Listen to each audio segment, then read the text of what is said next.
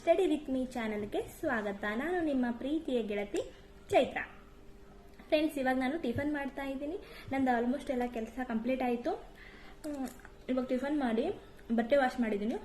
ಅವು ಬಟ್ಟೆನ ಒಣಗಾಕಿ ನನ್ನ ಸ್ಟಡಿನ ಸ್ಟಾರ್ಟ್ ಮಾಡ್ತೀನಿ. ಫ್ರೆಂಡ್ಸ್, ಇವತ್ತು ನಾನು ಸಹ ಗ್ರೂಪ್ ಬಿ ಬಗ್ಗೆನೇ ಅಭ್ಯಾಸ ಮಾಡಬೇಕು.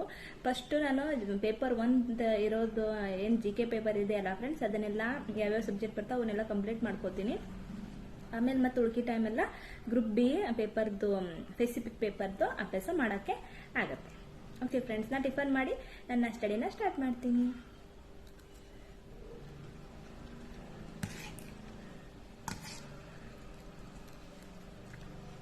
ನನ್ನ ಟಿಫನ್ ಎಲ್ಲ ಮುಗಿಸ್ಕೊಂಡು ನನ್ನ ಸ್ಟಡಿ ಸ್ಟಾರ್ಟ್ ಮಾಡೋದ್ಲಿಗೆ 9:52 ಆಯಿತು. 10 ಗಂಟೆ ಆಯಿತು. ಫ್ರೆಂಡ್ಸ್, ನಾನು ಇವಾಗ ನನ್ನ ಸ್ಟಡಿ ಸ್ಟಾರ್ಟ್ ಮಾಡ್ತಾ ಇದ್ದೀನಿ. ನಾನು ನನ್ನ ಫಸ್ಟ್ ಸಬ್ಜೆಕ್ಟ್ ಹಿಸ್ಟ್ರಿ ತೊಗೋತೀನಿ.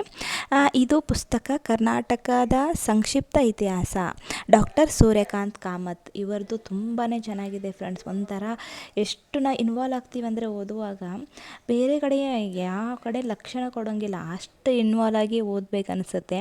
ನಮ್ಮ ಹಿಸ್ಟ್ರಿ, ನಮ್ಮ ಕರ್ನಾಟಕದ ಇತಿಹಾಸವನ್ನು ಓದೋಕೆ ಎಷ್ಟು ಇಂಟ್ರೆಸ್ಟ್ ಬರುತ್ತೆ ಅಂದರೆ ತುಂಬಾ ಚೆನ್ನಾಗಿದೆ ಫ್ರೆಂಡ್ಸ್. ನೀವೆಲ್ಲ ನಿಮ್ಮದು ಸ್ಕೂಲ್ ಪುಸ್ತಕಗಳು, ಆಮೇಲೆ ಫಸ್ಟ್ PU ಸೆಕೆಂಡ್ PU ಈ ಎರಡೂ ಕಂಪ್ಲೀಟ್ ಆದಮೇಲೆ ಈ ಪುಸ್ತಕವನ್ನು ಒನ್ ಟೈಮ್ ಓದಲೇಬೇಕು ಫ್ರೆಂಡ್ಸ್. ನಾವು VAOಗೆ ಪ್ರಿಪ್ರೇಷನ್ ಮಾಡ್ತಾ ಇದ್ದೀವಿ ಅಂತಂದ್ರೆ ಅವರು ಹೇಳಿಬಿಟ್ಟಿದ್ದಾರೆ ಸ್ಪೆಸಿಫಿಕ್ಕಾಗಿ, ವಿಶೇಷವಾಗಿ ಕರ್ನಾಟಕ ಇತಿಹಾಸ ಅಂತಂದು. ಹಾಗಾಗಿ ನಾವು ಕರ್ನಾಟಕ ಇತಿಹಾಸವನ್ನು ನಾವು ಜಾಸ್ತಿಯಾಗಿ ಓದ್ಕೋಬೇಕಾಗುತ್ತೆ. ಬರೀ ಸ್ಕೂಲ್ ಪುಸ್ತಕ PUC ಪುಸ್ತಕನೂ ಓದ್ಕೋಬಹುದು ಫ್ರೆಂಡ್ಸ್, ಅಷ್ಟೇ ಓದ್ಕೊಂಡ್ರೂ ನಡೀತೈತಿ.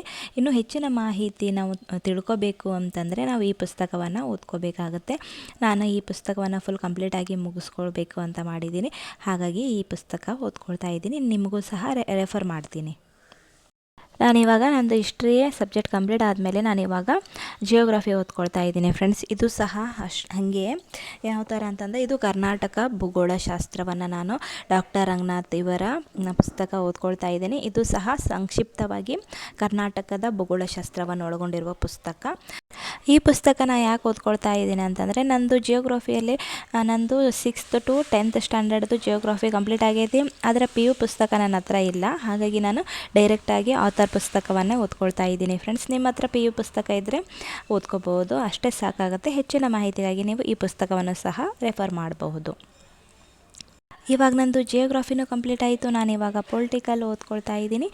ಪೊಲಿಟಿಕಲ್ನಲ್ಲಿ ನಂದು ಸ್ಕೂಲ್ ಪುಸ್ತಕ ಕಂಪ್ಲೀಟ್ ಆಗೈತಿ.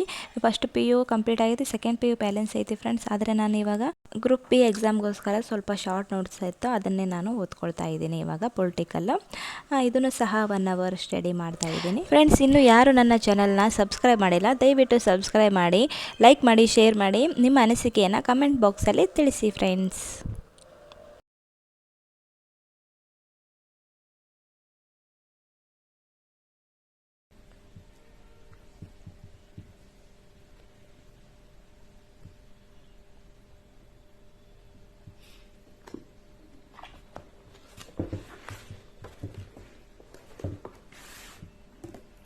ಓಕೆ ಫ್ರೆಂಡ್ಸ್, ಟೈಮು 1 ಗಂಟೆ ಆಯಿತು.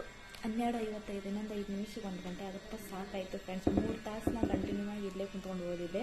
10 ಗಂಟೆ ಸ್ಟಾರ್ಟ್ ಮಾಡಿದ್ದೆ, 1 ಗಂಟೆ ಮಟ್ಟ ನಾನು ಇಲ್ಲೇ ಕುಂತ್ಕೊಂಡು ಓದಿದ್ದೆ. 3 ಸಬ್ಜೆಕ್ಟ್, ಹಿಸ್ಟ್ರಿ, ಆಮೇಲೆ ಪೊಲಿಟಿಕಲ್, ಜಿಯೋಗ್ರಫಿ, ಈ 3 ಸಬ್ಜೆಕ್ಟ್ ಕಂಪ್ಲೀಟ್ ಆಯಿತು.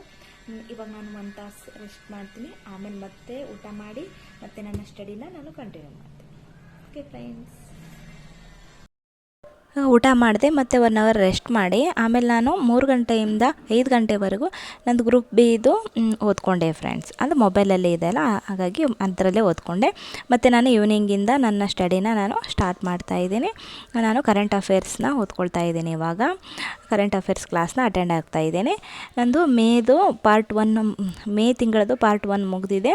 ಇವಾಗ ಮೇ ತಿಂಗಳದ್ದು ಪಾರ್ಟ್ 2 ಇದೊಂದು ಮುಗಿದ್ರೆ ಮೇ ತಿಂಗಳದ್ದು ಕಂಪ್ಲೀಟ್ ಆಗುತ್ತೆ. ಈ ಸರ್ದು ಕ್ಲಾಸ್ ಕೇಳಿದಾಗಿಂದ ಫ್ರೆಂಡ್ಸ್ ಕರೆಂಟ್ ಅಫೇರ್ಸ್ ಯಾವ ರೀತಿಯಾಗಿ ಕಂಪ್ಲೀಟ್ ಆಗ್ತಾ ಇದೆ ಅಂತಲೇ ನಂಗೆ ಗೊತ್ತಾಗ್ತಾ ಇಲ್ಲ. ಅಷ್ಟು ಸುಲಭವಾಗಿ ಹೇಳ್ಕೊಡ್ತಾರೆ. ಆಮೇಲೆ ಟಾಪಿಕ್ ವೈಸ್ ಎಷ್ಟು ಅರ್ಥಗರ್ಭಿತವಾಗಿ ಹೇಳ್ಕೊಡ್ತಾರೆ. ಸುಮ್ಮನೆ ಓದ್ಕೊತ ಹೋಗ್ಬಿಡಲ್ಲ ಅವರು. ಆಮೇಲೆ ಆ ಟಾಪಿಕನ್ನೇ ಅಷ್ಟೇ ಹೇಳಲ್ಲ, ಅದನ್ನು ಫುಲ್ ಇನ್ವಾಲ್ವ್ ಆಗಿ ಬೇರೆ ಬೇರೆ ವಿಷಯಗಳಿಗೆ ಲಿಂಕ್ ಮಾಡಿಕೊಂಡು ಅವರು ಹೇಳ್ತಾರೆ. ನೆನಪಿನಲ್ಲಿ ನಾವು ಇಟ್ಕೋಬೇಕು ಅನ್ನೋ ದೃಷ್ಟಿಯಿಂದ ಅಷ್ಟು ಚೆನ್ನಾಗಿ ಹೇಳ್ತಾರೆ ಫ್ರೆಂಡ್ಸ್. ನೀವು ಇವ್ರ ಕ್ಲಾಸನ್ನು ರೆಫರ್ ಮಾಡಿ, ತುಂಬ ಚೆನ್ನಾಗಿ ಕರೆಂಟ್ ಅಫೇರ್ಸ್ನ ಹೇಳ್ತಾ ಇದ್ದಾರೆ. 6 ಗಂಟೆಯಿಂದ 9 ಗಂಟೆವರೆಗೆ ನಂದು ಕರೆಂಟ್ ಅಫೇರ್ಸ್ ಕ್ಲಾಸನ್ನು ನಾನು ಕಂಪ್ಲೀಟ್ ಮಾಡಿಕೊಂಡೆ. ಯಾಕಪ್ಪ ಅಂತಂದರೆ ಕ್ಲಾಸ್ ಕೇಳ್ತಾನೆ ನೋಟ್ಸ್ ಮಾಡ್ಕೊಳ್ತಾ ಇರ್ತೀನಿ, ಹಾಗಾಗಿ ಲೇಟ್ ಆಗುತ್ತೆ.